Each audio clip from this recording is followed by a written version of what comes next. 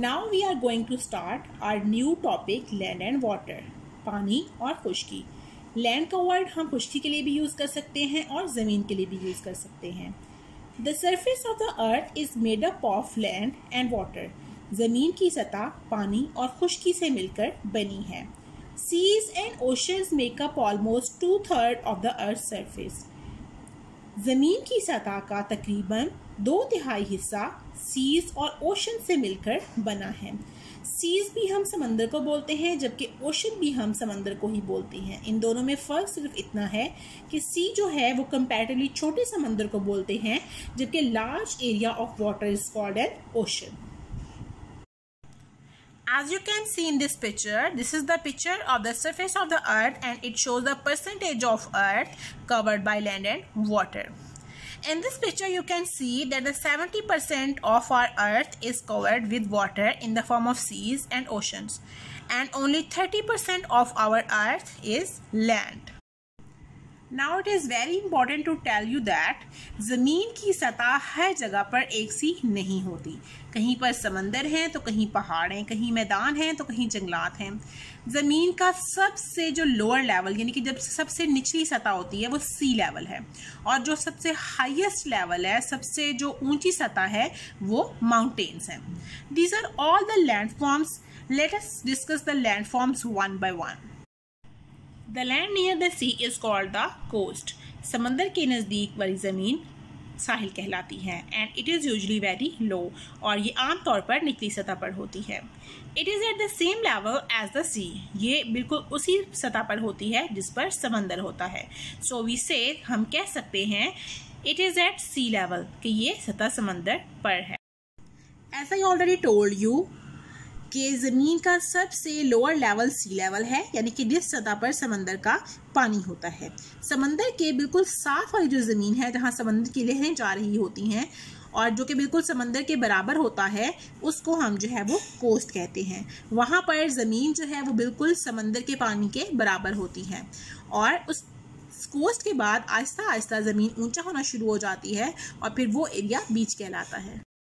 In some places, कुछ जगहों पर there are high mountains. ऊंचे पहाड़ होते हैं. They can reach a height or altitude of over 8,000 meters above sea level.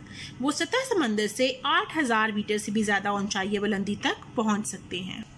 As you can see in this picture, this is the picture of a mountain range in Pakistan.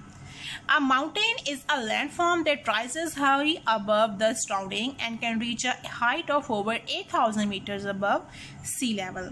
कि पहाड़ जो हैं वो ज़मीन की एक ऐसी शक्ल हैं जो अपने इर्द गिर्द से ज़्यादा बुलंद होते हैं और सतह समंदर से 8,000 मीटर से भी ज़्यादा बुलंदी तक पहुंच सकते हैं. Mount Everest in Nepal is the highest mountain in the world. Nepal में माउंट एवरेस्ट दुनिया की बुलंद तरीन जो है वो पहाड़ है.